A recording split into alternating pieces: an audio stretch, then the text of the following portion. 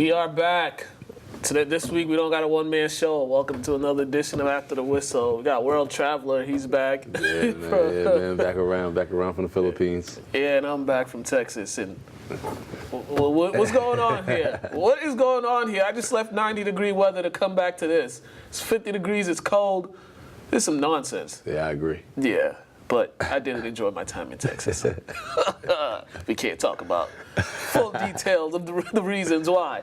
But we got a lot going on. We're going to spend most of the first half of the show. We're going to be breaking down the NBA Finals. We're going to be talking basketball, and then everything else balances out. But first, we got to talk about the Toronto Raptors making their first NBA Finals appearance ever. Yeah, man, kudos to them, right? Big. Kudos to them. It's definitely big for Canada. The damn Canadians.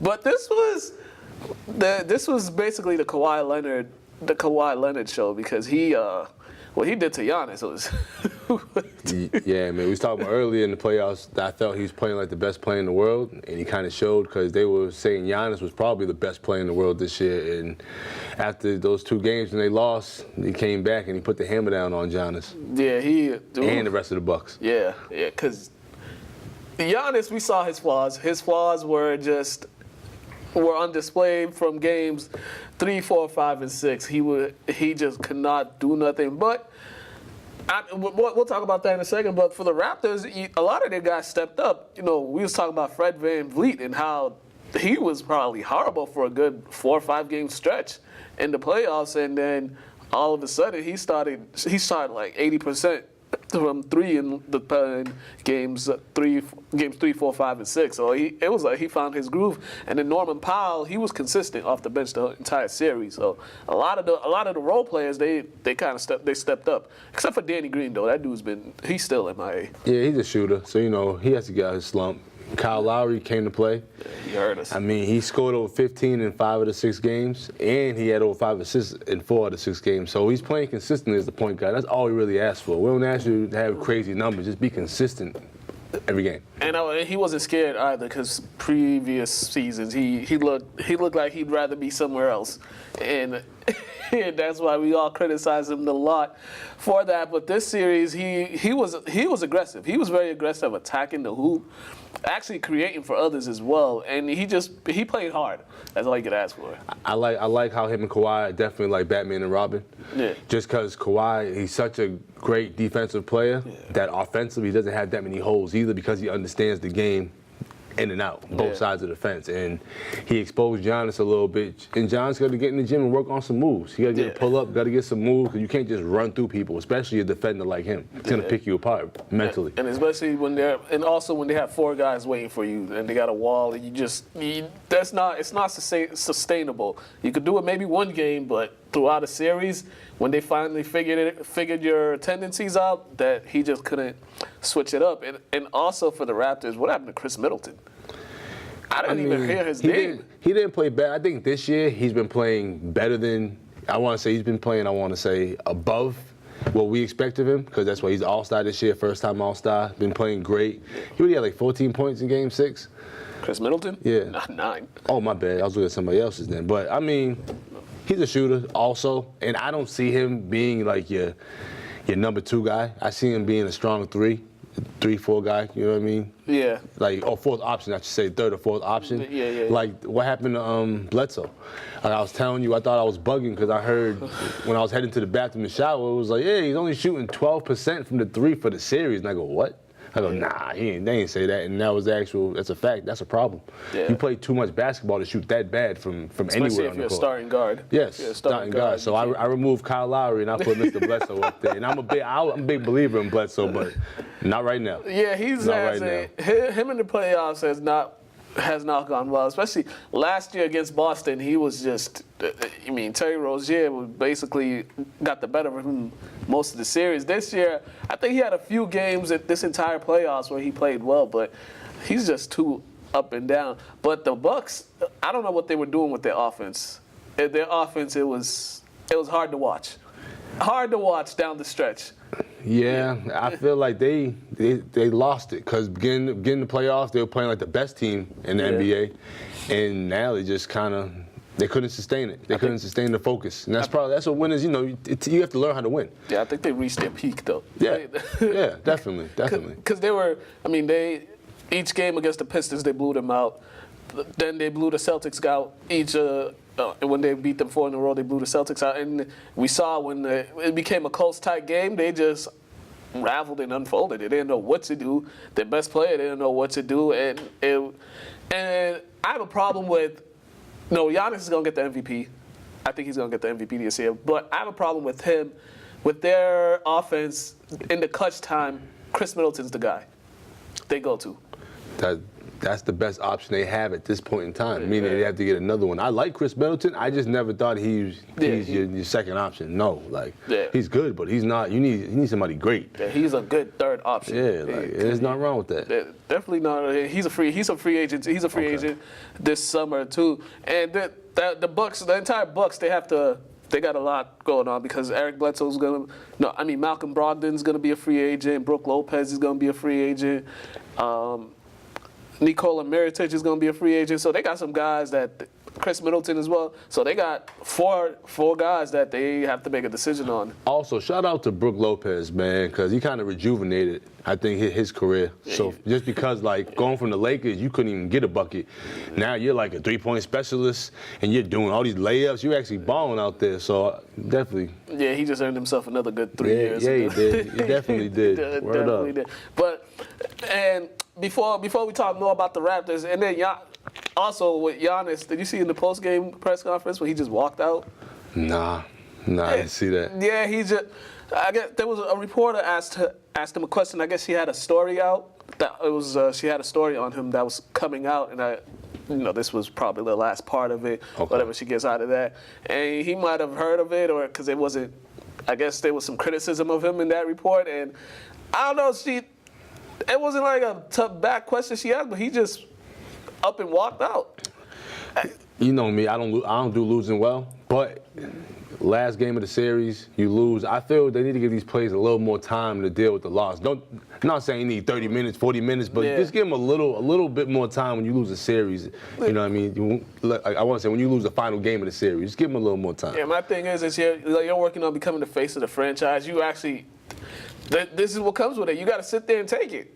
I mean, you can find a way to answer the question the way you want to answer it. Even if you don't like the question, you got to find a way to answer it because we've seen LeBron do this all the time. He'll, if there's a question he don't like, he'll answer it, but he won't give you the answer you're looking for. You just got to find a way because you just can't walk. LeBron's been a pro since high school, so they got to learn how to be pros as well. So get him in a break. He's not crying boo-hoo and doing ridiculousness. He just didn't want to answer. He's mad. I just feel like at some point, give these guys a couple more minutes to deal with that loss. I say you just stay in the locker room until you're ready to go out there and talk. But they don't have that right because they have to go out there. That's my point.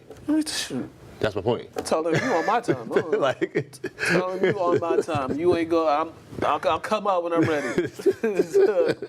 y'all need me for y'all story. I'll come out when I'm ready. Y'all ain't going nowhere. All right. So for the Raptors, let's talk about them a little bit. This whole year for them has been crazy. It's been a tale of. I don't know, because last year, this is basically the same exact team from last year, but you get rid of the coach.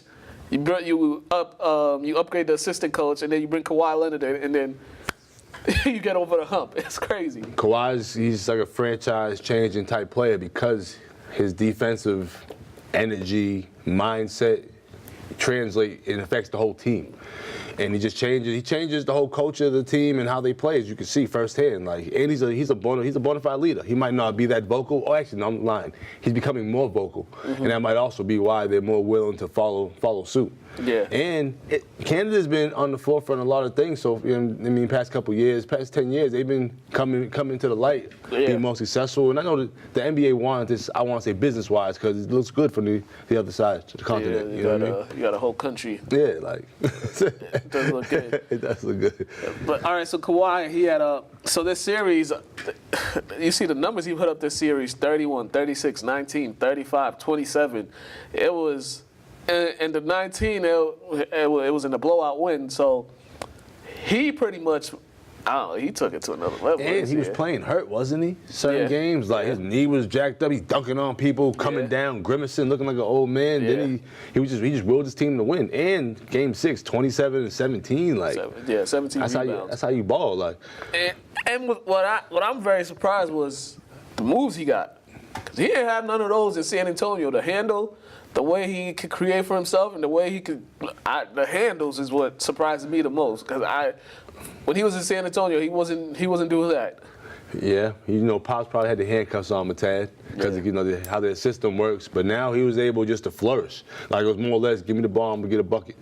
Mm-hmm. And we didn't know he had that, but we know now. Yeah, we definitely know that. Definitely not. The Spurs kind of look that trade, because they can't even get out the first round. I don't even know if DeMar DeRozan is gonna stay there next year. So LaMarcus Aldridge might be gone. But also now we kind of know why the Spurs didn't want to give up Kawhi. Yeah. Apparently they knew way more than we did. Yeah, they should have made amends with that one, but they dropped the ball in this one. They definitely dropped the ball. All right, so we're going to preview the finals. Warriors, Raptors. Game 1 is Thursday. They played twice this season. Raptors won both of them. One game Kawhi didn't play. One game, I think Steph didn't play one game, or Durant didn't play one game. I don't know which one, but this is going to be an interesting matchup now. This is going to be very interesting because who they going to throw on Kawhi? Are they going to throw him on Steph? Or are they going to throw him on Clay? Because he got to stop one of those two. And I don't know if he's on Steph. I don't know who on that team can guard Clay. Though I would say I would put him personally on Steph just because to slow the offense down and Steph get you in the offense. You know what I mean? Like if you chasing Clay around, you have to run through some screens. Clay might get open for a couple shots. Steph's still able to be Steph, and he's the head of the monster still in control. So I would definitely try to just slow Steph down because Clay has to get the ball. Yeah. You know what I mean? Steph already has the ball, so I would definitely put him on Steph personally. Yeah, I'm looking at all these matchups because what I think the Raptors may have an advantage on is their size with Siakam and Gasol and Ibaka coming in. I think that could be a problem for the Warriors on the boards. But I think DeMarcus Cousins is coming back in this series. I heard Boogie might be coming back. I heard OG might also be coming back. I just read about it earlier today. Oh yeah. Yeah, so I heard, and he's a big guy for the Raptors. Yeah. And he spaces the floor, and he's long, and he's a good matchup because he might be able to be thrown on what's his name on Clay. Yeah, but it's gonna be this is gonna be the Steph show though. But this is gonna be the Steph show because the way he's been playing, the way him and Kawhi's been playing, it looks like those two are bound to duel out in this series. And I'm not sure about the Raptors role players if they can live to the pressures of the NBA Finals. Because we saw them in the playoffs early on when the playoffs started, they were a little nervous during the playoffs. And what we know about the Warriors and their role players, they've been here before. They know, and they're always ready. They're always ready no matter what. That's what I was gonna say. They have chemistry. They have the best chemistry in the NBA. So it's gonna be tough for the Raptors to beat them firsthand. I have the series going no more than probably like 5 games. 5. I think if they steal a game, it might be game 1, just due to Warriors being sluggish, so much rest. What they have in the advantage? They got the home court. The Raptors got the home court advantage. That's in their advantage because they could take game 1, but these guys they've been resting for about, I think since like last Monday or something like that. Like over a week and some change. So that's why I said like the rust might just be a tad. Might just be game 1. Yeah. So and then Draymond Green too. He's gonna be big in this series without KD. The way he's been doing, playing all around, getting the ball up. So I don't know who Marc Gasol is actually gonna be guarding in this series. I don't know if he can guard anyone in this series. It's gonna be tough for him on the defensive end because.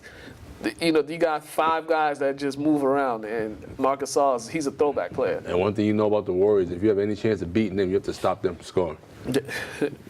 Yeah. And, you got to outscore. Yeah, that's true.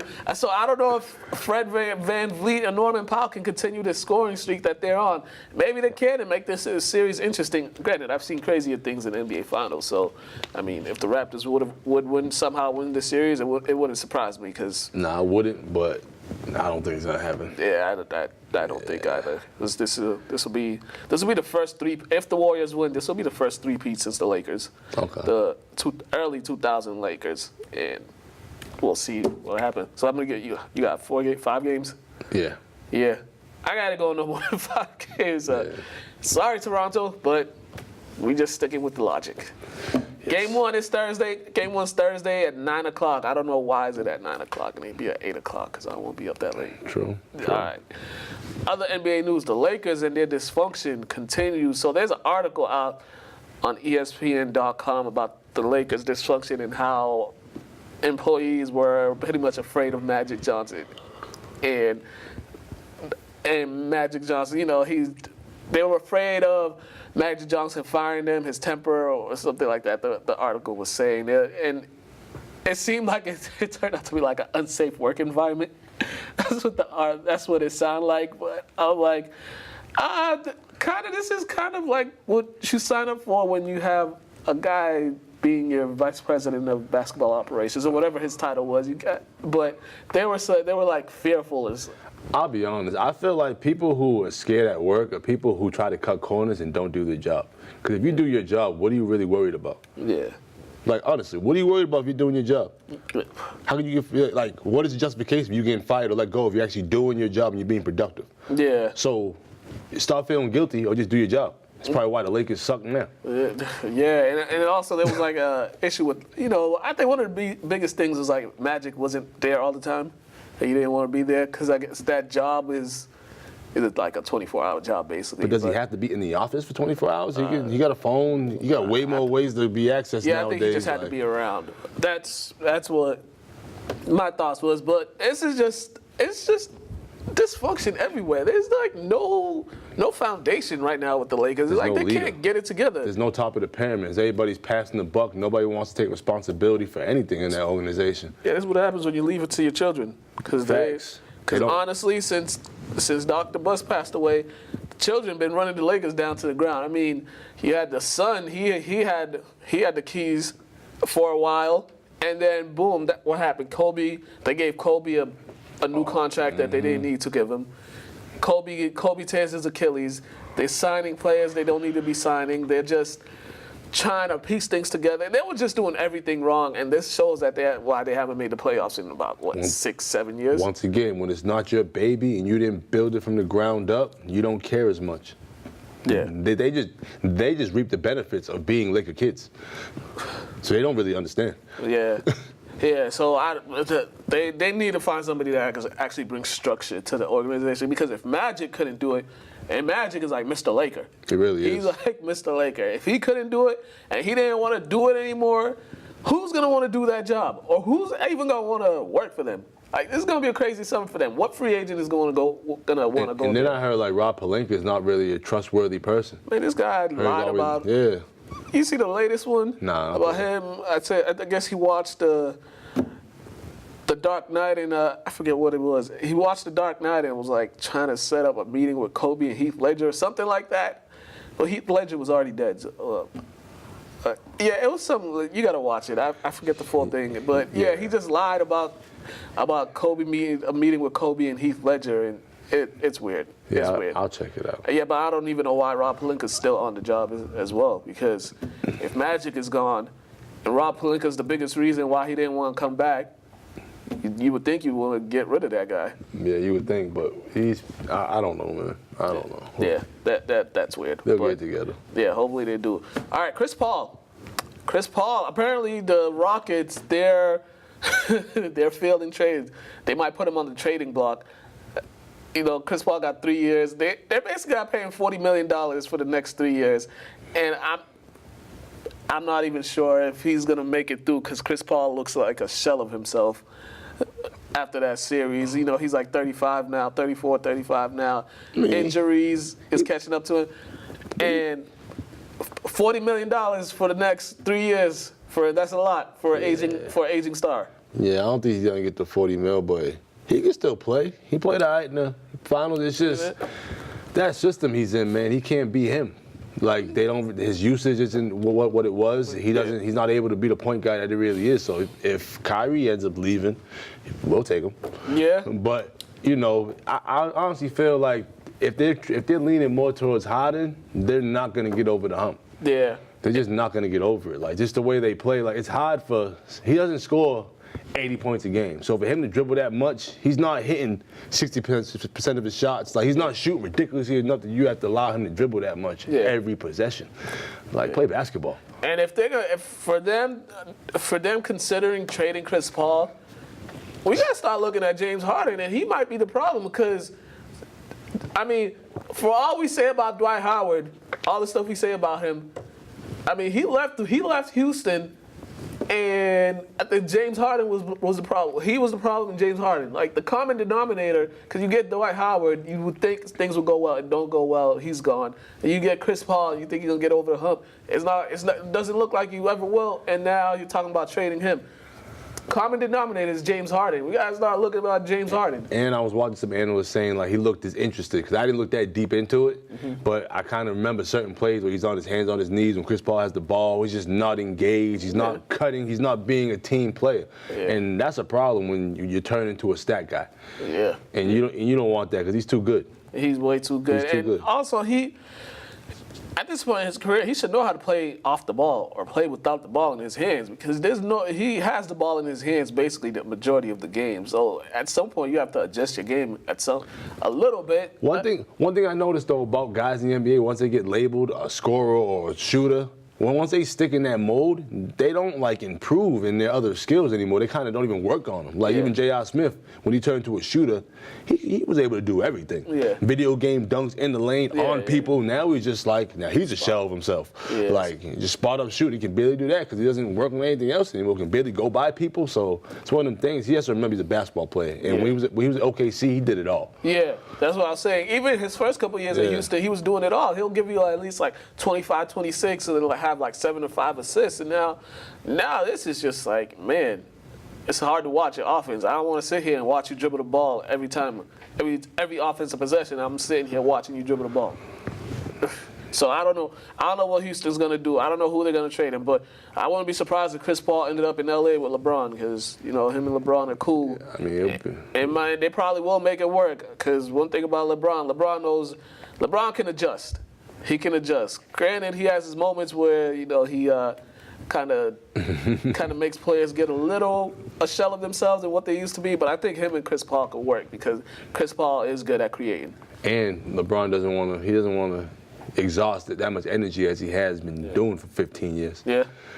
Yeah, that is true. On another note, before we get to this Ja Morant one, the Lakers are also thinking about trading Lonzo Ball for Bradley Beal, which is interesting. I don't know. It'd be an interesting trade. I don't know if Bradley Beal, I don't know how him and LeBron would work because Bradley Beal, I don't want him to go to the Lakers and turn into a standstill shooter. Because we've seen a lot of times with the LeBron championship teams, usually guys who could create for themselves and basically score at will, they turn into set shooters. And I don't know how that worked, but maybe it will. But the Lakers are looking into that.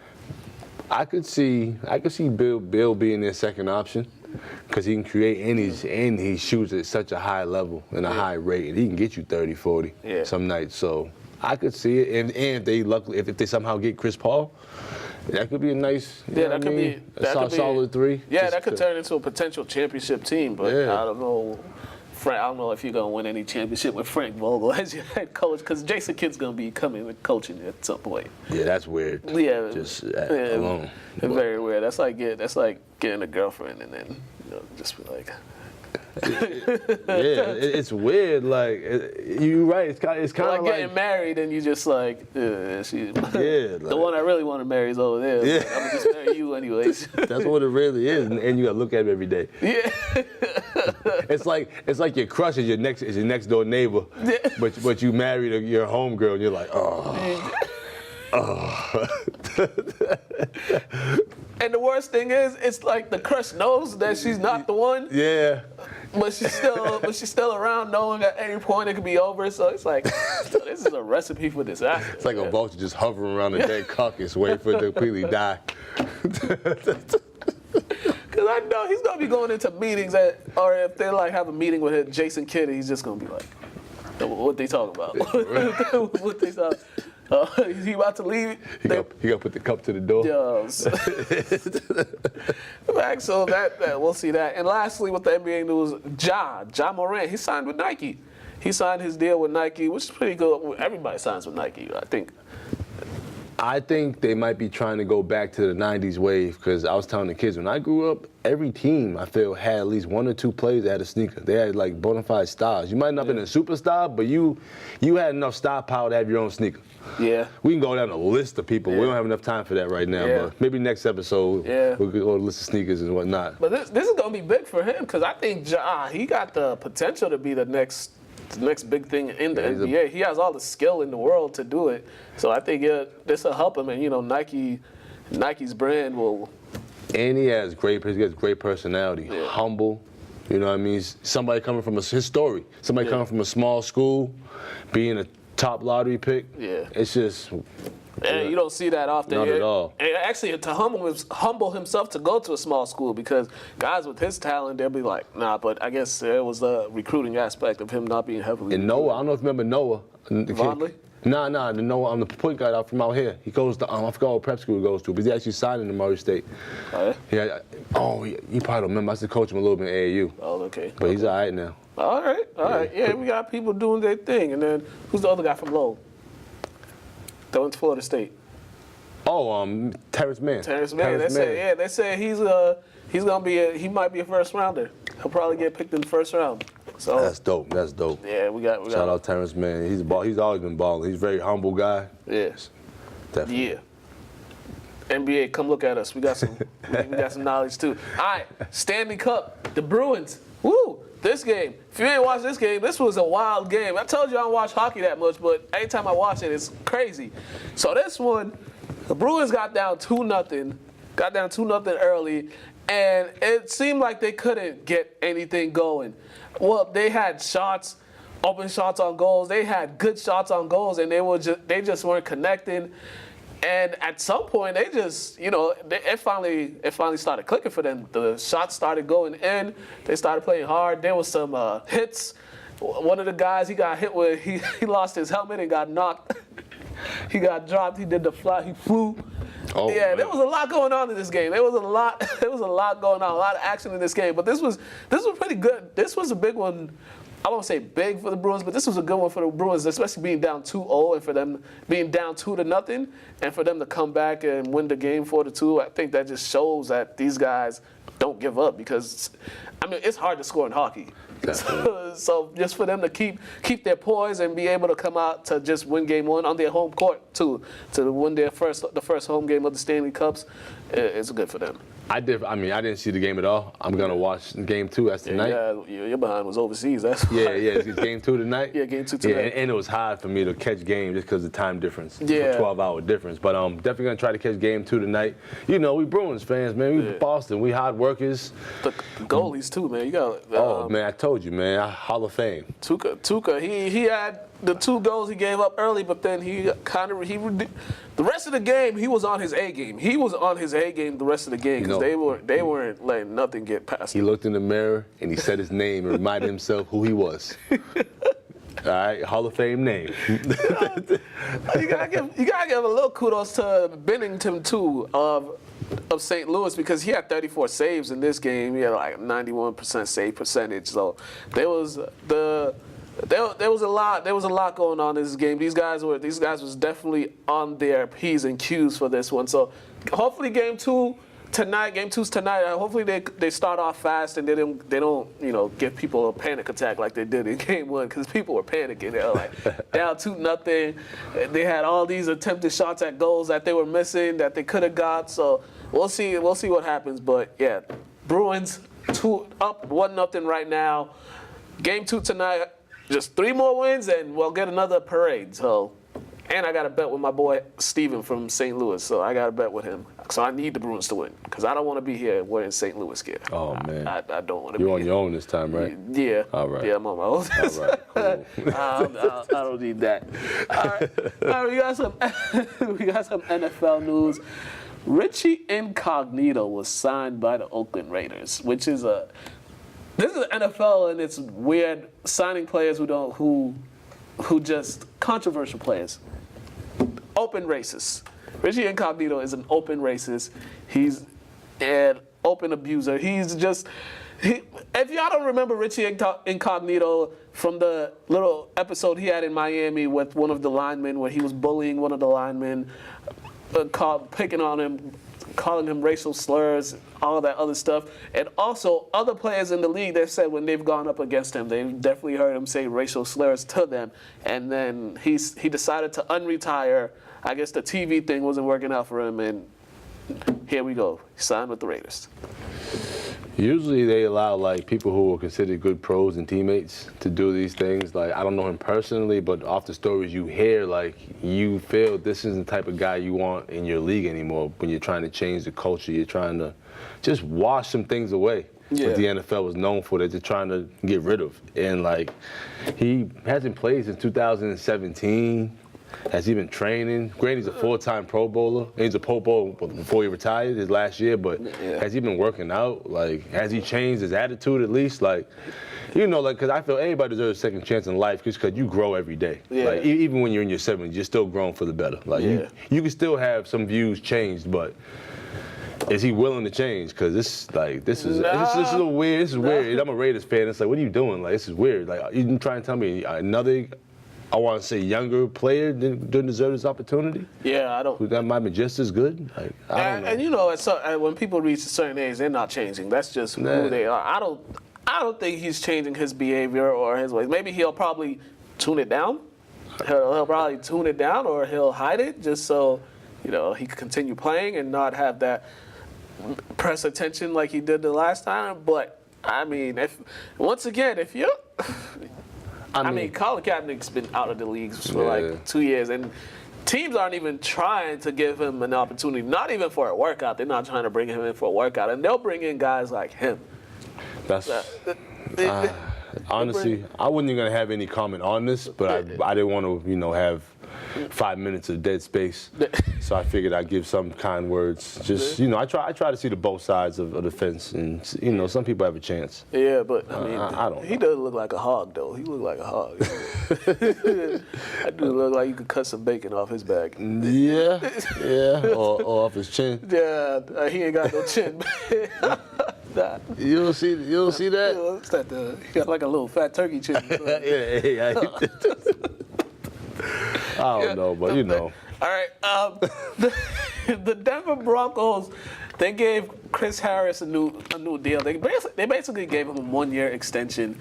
I think Harris was demanding a trade earlier, so they gave him a 1-year deal, basically a 1-year extension that's gonna be worth about like $8 or $10 million. I'm looking it up right now. So I mean, kudos to him, but that team ain't going nowhere either. Ever since they won the Super Bowl, it's been downhill for them.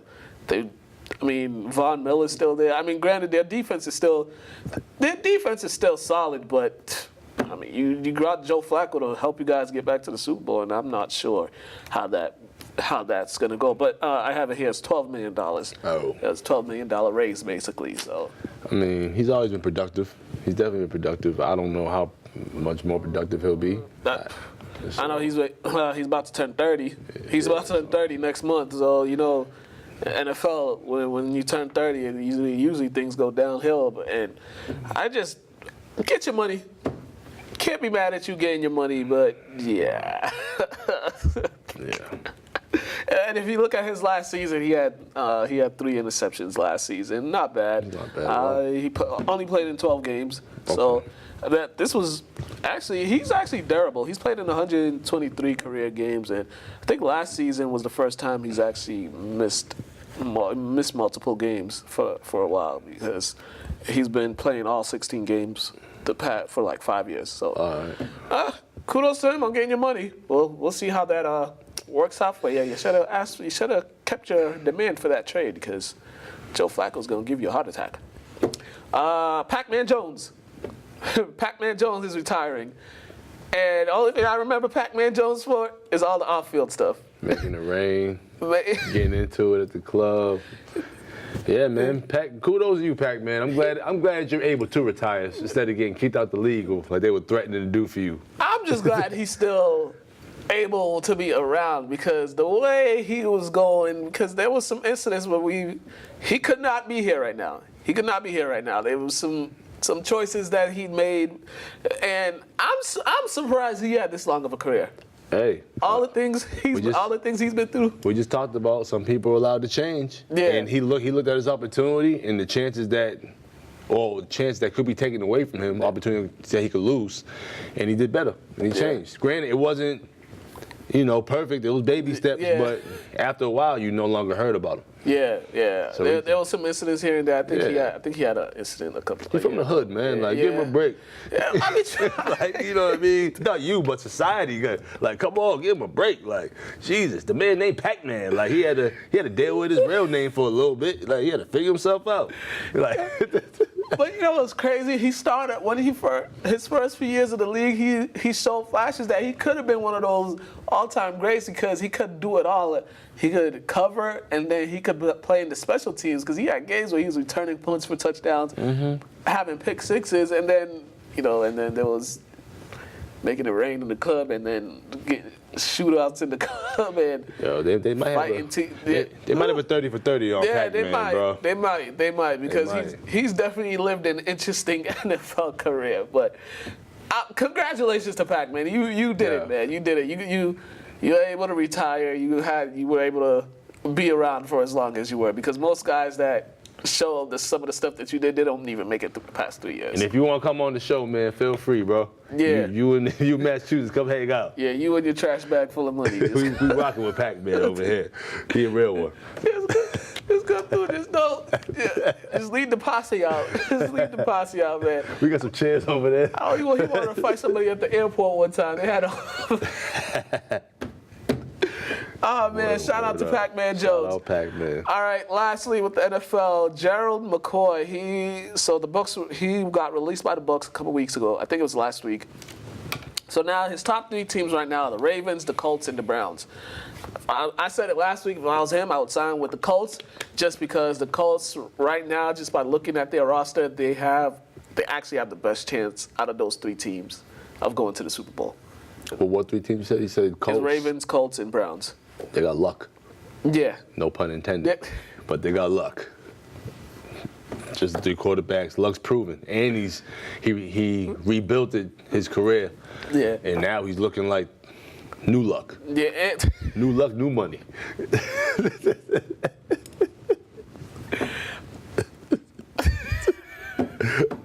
Oh, looking like good luck. I don't know. Yeah, and also the Colts, they actually had a decent defense last year. So if you can add a guy who's pretty good in the run game, he's a good run stopper to that defense. I think that if he's smart, he would go to the Colts. But sometimes somebody else would throw a lot of money. Yeah, they had the 11th ranked defense last year. So, I mean, he could maybe be interested in being part of that. The revolution over there, with the Browns. They're trying to change some things over there. Yeah, they are, but or evolution, I should say. Revolution. There's still too much annex for the Browns for me. The Browns got too many guys that have too many annex. That's just my thing with them. Lastly, we look at the Colts, number 8 ranked defense against the run, and I believe they were top 20, top 15 in interceptions, but they were 16 in the passing game. But hey, add a Pro Bowler to that defensive front, good things will happen. So, yeah, we'll see what happens with that one. We're going to go to Athletes Corner. We're going to the Skills Academy that happened during April vacation. We're going to go there. They got another one coming up this summer. So, Tony Anderson's Skills Academy, and then we're going to come back and wrap the show up, and hopefully don't say nothing that gets us canceled. Facts.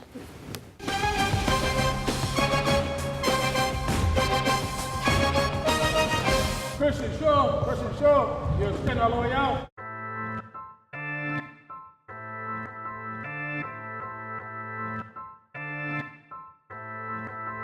It's been a blessing for myself and Mackenzie, man, to be able to get back to the community, man, and have the response of the parents and the kids, man, every single year. For the past 4 years, a lot of familiar faces. So it's been an awesome run for us. In this whole week, I've learned to not that everything's mental, not everything's physical. So like you have to push through everything, and it's like you tell yourself you're gonna get through something, you're gonna get through it. So yeah, that's what I learned. Really fun. Come early in the morning so I can get an extra workout in before I go to like do the regular camp. And we do a lot of dribbling, so it gets our ball handling better. And the shooting also helps like our shooting to get better. And it's really fun, and yeah, I enjoyed it a lot. It helped me like increase like my dribbling because I'm terrible at dribbling and going to the hoop, so it helped me like get better at that. You get a lot of work in. You get to get better at basketball. Just an all over good place.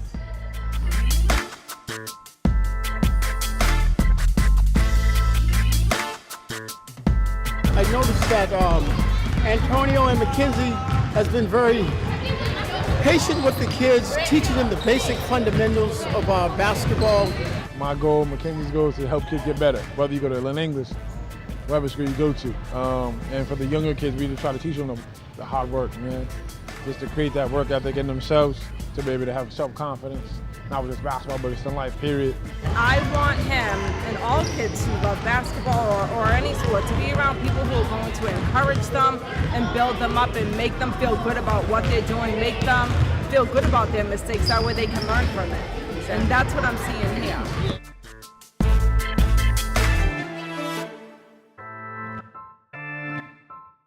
And we, a lot of ball handling, a lot of conditioning, a lot of defensive stuff, learning how to pass the right way, the footwork, the mechanics, the proper way to move your feet. Things that I've learned along the way, certain camps, in college, playing professionally. In the United States and overseas, was able to learn a lot from a lot of good coaches. My son, I've noticed that his ball handling, some of the training on the floor, he's not doing it somewhere else. It's very competitive, but at the same time, it's at his level. I really like the sport, so I want to get a lot better so I can be the best in my class and be the best that I can be. Definitely the running for me personally, because it's really like when you're out of shape and you haven't been in the gym for too long, it kind of gets to you and you can't really do much. But it's good to get yourself in shape.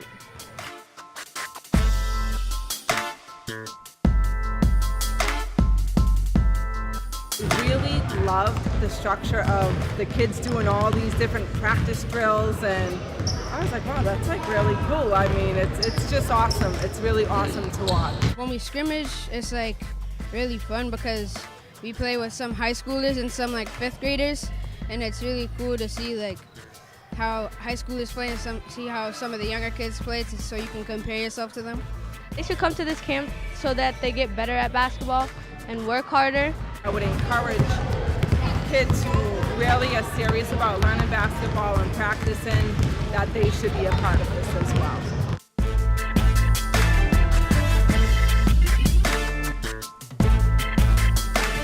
Every day is different. Every day, again, is competitive at their level. The coaches are great. I really feel this is a wonderful program, and I would base it on my experience with my son. He's a big video game fan. He can go into his room and spend 1 too many hours in the room, But by coming here, they have allowed him to get away from the video games and spend time here in this basketball camp, which is doing wonders for him socially and cognitively. It's positive affirmations. Kids are allowed to make the mistakes, feel comfortable, and learn from them and grow from them. No one complained all week. No one's fighting, no one's crying, so it's just been awesome, man, to get these kids to put forth the effort they have all 5 days, knowing they could be doing something else with their time, but they're here, they're working, couldn't ask for a better group.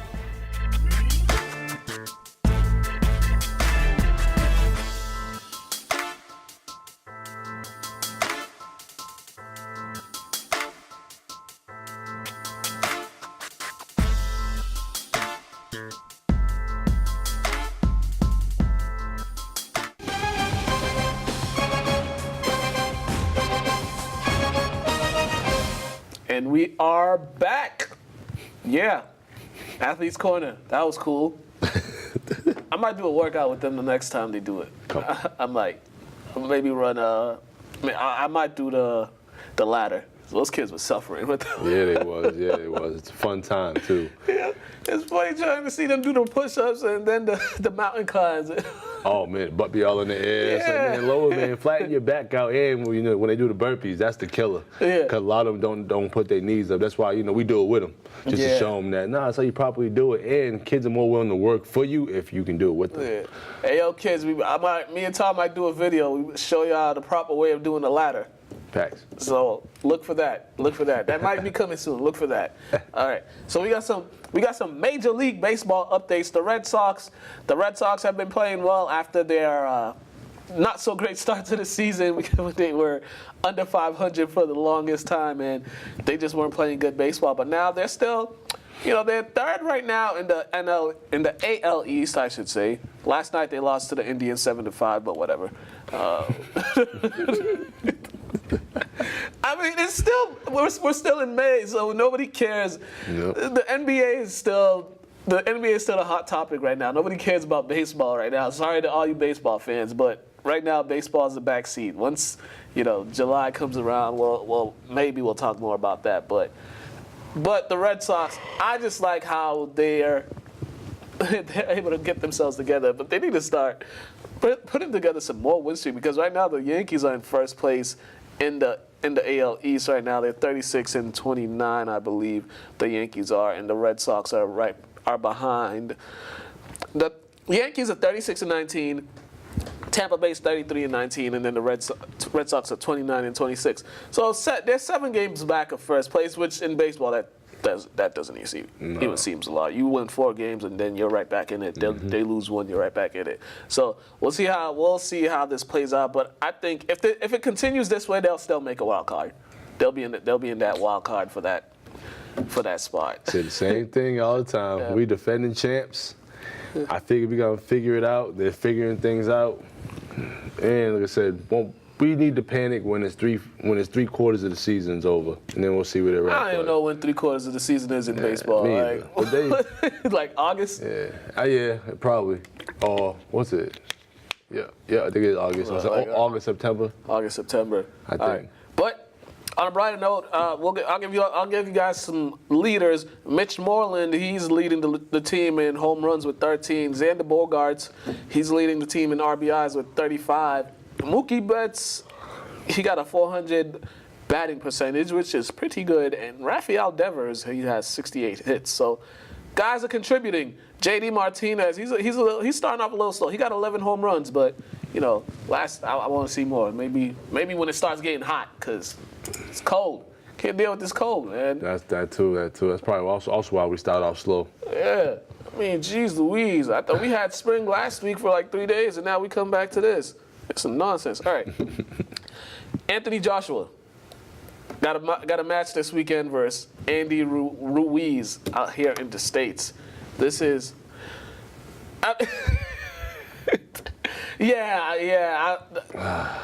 we all know how this fight is going to go pretty much. We all know how this fight's going to go. Maybe it'll be longer than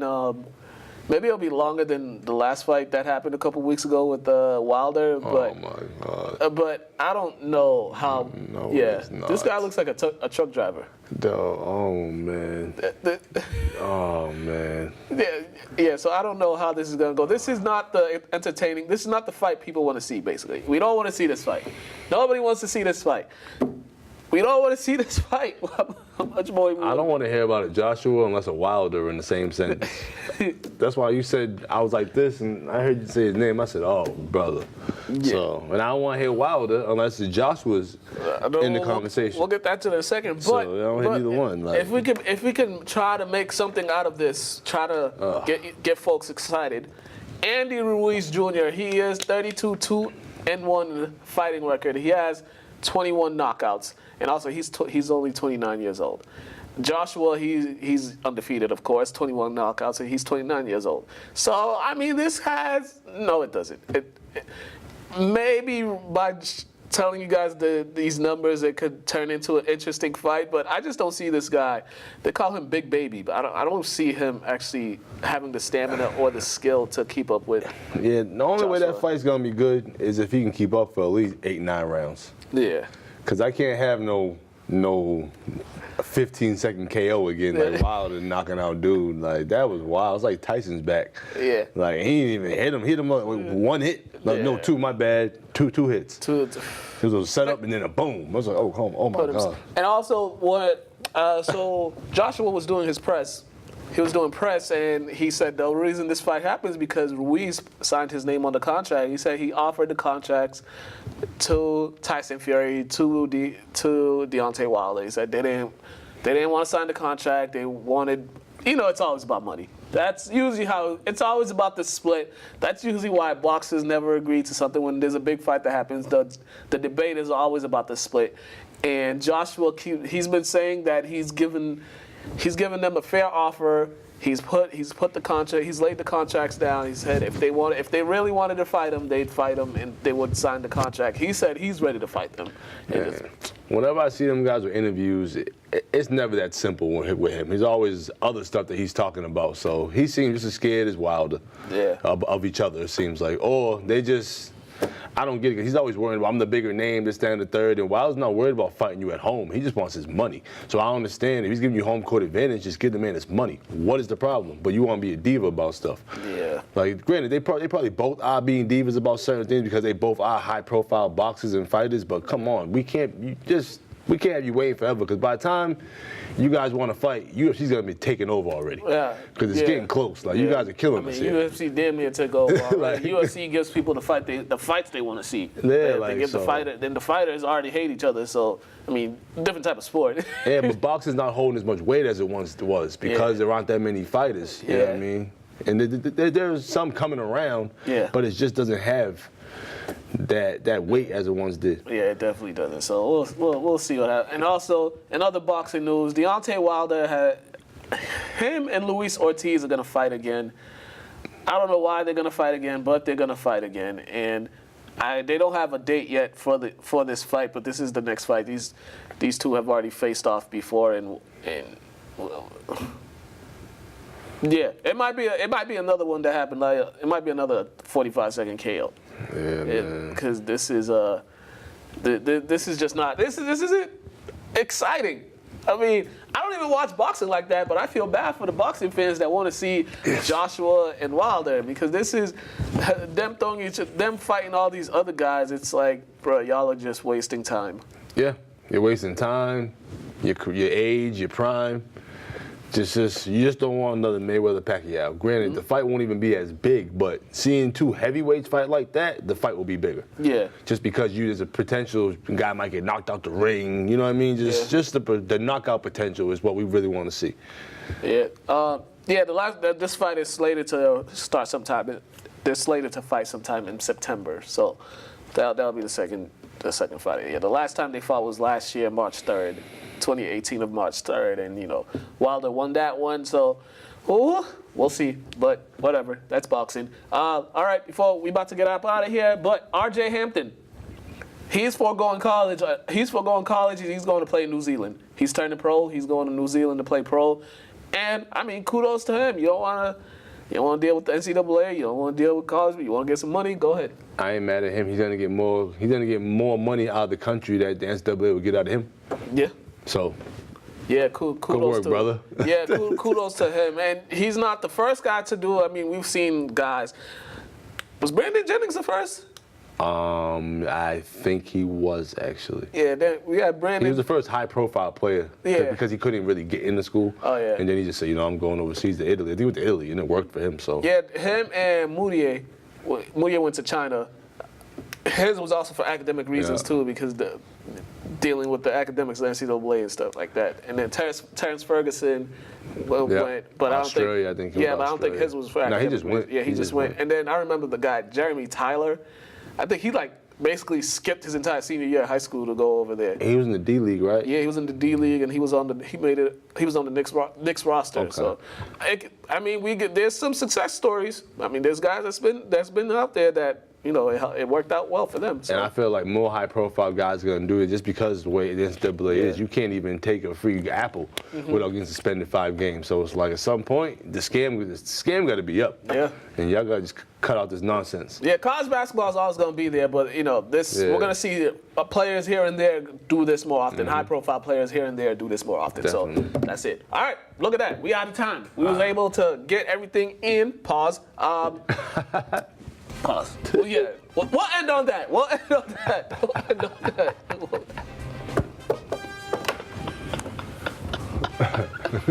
that.